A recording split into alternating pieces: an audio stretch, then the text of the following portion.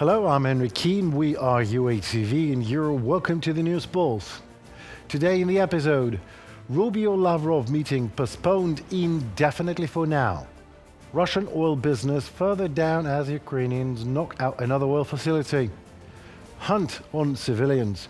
Russian occupying forces deliberately assault civilians in Pokrovsk. The meeting expected this week between Russian Foreign Minister Sergei Lavrov and United States Secretary of State Marco Rubio has been postponed indefinitely. This is reported by UNN with reference to CNN. On Thursday, October 16th, US President Donald Trump had a 2-hour-long phone conversation with Russian dictator Vladimir Putin. Following the conversation, the head of the White House announced a new summit with the Russian ruler, which probably will take place within the next 2 weeks in Budapest. The leaders plan to discuss ways to end the war in Ukraine. Earlier, Russian Foreign Minister Sergei Lavrov and US Secretary of State Marco Rubio, who was tasked with preparing a summit between Russian dictator and US President, held, we quote, a constructive discussion of possible concrete steps in the interest of implementing the agreements reached between the leaders. And then a story takes an unexpected turn. Poland warns Russia's dictator Putin traveling through its airspace for a summit with US President Donald Trump, saying it could be forced to execute an international arrest warrant. I cannot guarantee that an independent Polish court won't order the government to escort such an aircraft down to hand the suspect to the court in The Hague. The ICC warrant obligates the court's member states to arrest Putin if he sets foot on their territory. And therefore, if this summit is to take place, hopefully with the participation of the victim of the aggression, the aircraft will use a different route. Radosław Sikorski, Poland's foreign minister, in a comment for Polish media. US Secretary of State Marco Rubio and Russian Foreign Minister Sergei Lavrov, they planned to meet on October 23rd. The meeting was supposed to agree on the terms of the upcoming summit between Trump and Putin, but as the meeting is postponed indefinitely, Trump calls for the sides of the conflict to stop where they are and stop the killing. I met with President Zelensky, as you know, today, and we had a very good meeting, very cordial meeting. In my opinion, they should stop the war immediately. You go by the battle line wherever it is, otherwise it's too complicated. You'll never be able to figure it out. You stop at the battle line and both sides should go home, go to their families, stop the killing, and that should be it.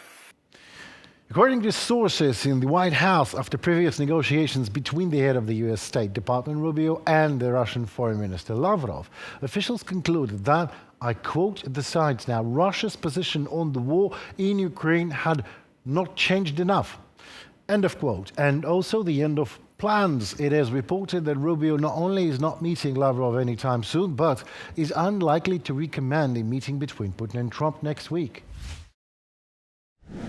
And an oil refinery in the Russian city of Novokuybyshevsk, Samara Oblast, has suspended operations following another Ukrainian drone strike. Reuters reports on Monday, citing 2 industry sources. According to the sources, the attack, already the second this month, forced the shutdown of primary oil refining unit AVT-11, which has a capacity of almost 19,000 metric tons per day, around 140,000 barrels, as well as the other unit is out, the AVT-9. Last year, the Novokuybyshevsk refinery processed about 5.74 million tons of crude oil, producing over 1 million tons of gasoline, 1.7 million tons of diesel, and 1.3 million tons of fuel oil. According to the report, the refinery had already been forced to halt operations after a previous drone strike last month.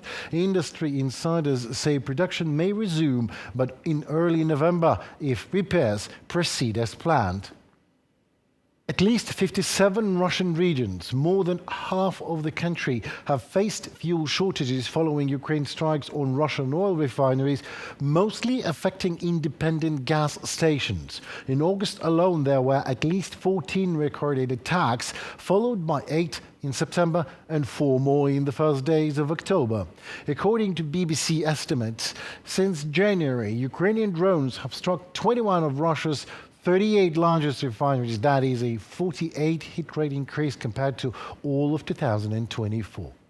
The operators of the Defense Intelligence of Ukraine, HUR, detected and destroyed a camouflaged Valday radar system located at the Jankoy airfield in the temporarily occupied peninsula of Crimea.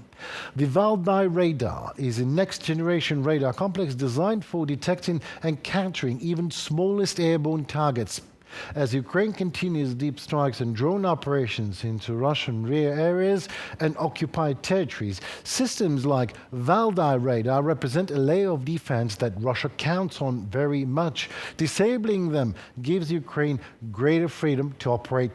It demonstrates that Russia is responding to the changing nature of war, so-called the drone era, by fielding specialized counter-UAV radars, which in turn means these become high-priority targets. The repeated reports of Valday being targeted suggest that even advanced systems deployed by Russia are vulnerable, therefore signaling both capability and vulnerability. The American aerospace company Bell Textron has announced its readiness to supply Viper assault helicopters and Venom multi-role helicopters to the armed forces of Ukraine. The company shared the news on its official website, confirming that the initiative has been under consideration for some time.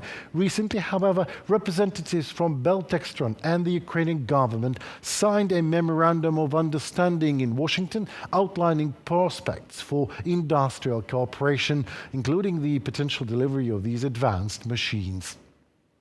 We are proud to announce this agreement and the possibility of delivering these aircraft to Ukraine. This initiative has been in the works for a while, and we're looking forward to bringing it to completion. We are confident that the H-1 helicopters can play a crucial role in strengthening Ukraine's defense capability, providing essential upgrades while enhancing the country's current air support capacity. Jeffrey Schlesser, Bell's Senior Vice President for Strategic Pursuit, in a joint statement with the Ukrainian side. Both of these helicopters, Viper and Venom, are flagships of Bell Textron, sharing about 85% common components, including the tail boom, engines, rotor systems, transmission, avionics architecture, software, flight controls, and displays. In addition to direct deliveries, Bell Textron expressed readiness to establish a production and maintenance facility in Ukraine for assembly, servicing, and repair of the helicopters. According to Ukraine's Ministry of Economy, Environment and Agriculture, the memorandum sets a framework for developing domestic manufacturing and service capabilities, boosting the nation's high-tech engineering sector and overall industrial potential. In Pokrovsk, Donetsk Oblast, Russian troops killed at least 3 civilians. Murdered, better said. Another woman suffered serious gunshot wounds. Video evidence of yet another war crime committed by Russian occupiers appeared on social media on October 19th. Enemy sabotage groups occasionally enter Pokrovsk. According to military personnel, the situation around the city remains tense as the invaders attempt to expand their grey zone by infiltrating from several directions. More details on the situation in Pokrovsk sector on the front are included in our reportage for you. This video was recorded by a Ukrainian drone. It captured the site of an execution of civilians in Pokrovsk, in an alleyway near the train station. At least 3 people were killed there by Russian soldiers.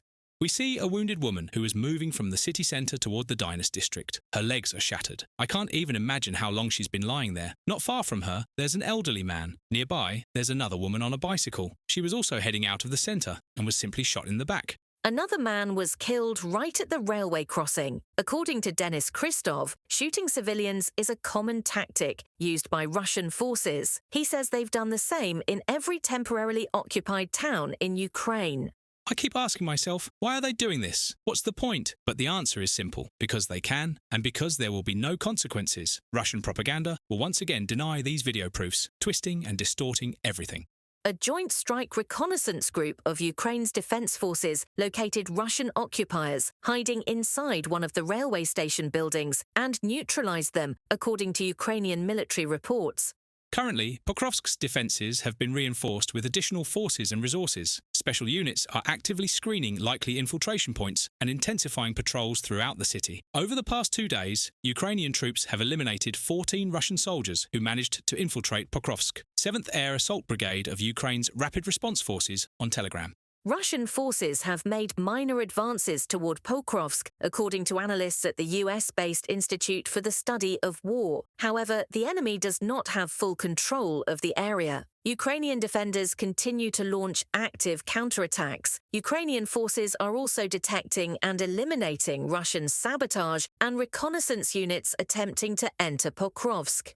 From a military standpoint, it may look good on the map, deep manoeuvres, wide flanking movements, but after nearly 3.5 years of war, we all know that these are not the Russian army's strengths. They simply aren't capable of sustaining or supplying such breakthroughs. That's why I'm confident they will fail. The situation in the city remains dire. Transport links have been cut. Using fiber optic controlled and FPV drones, Russian forces are monitoring and controlling the roads around Pokrovsk. The enemy is trying to flank Pokrovsk from the south and southwest, aiming to enter the city. Sabotage reconnaissance groups have been active in that part of Pokrovsk for quite some time. Today, counter-sabotage efforts are very intense. The main task for the defense forces is to drive the Russians out of urban structures, because the enemy's goal now is to ignite urban combat. They want to establish a foothold in the city and wait for reinforcements. It's currently unclear how many civilians remain in Pokrovsk. As of mid-August, over 1,300 civilians were still reported to be in the city. Reported by Natalia Husak, Volodymyr Stengelov, UATV News.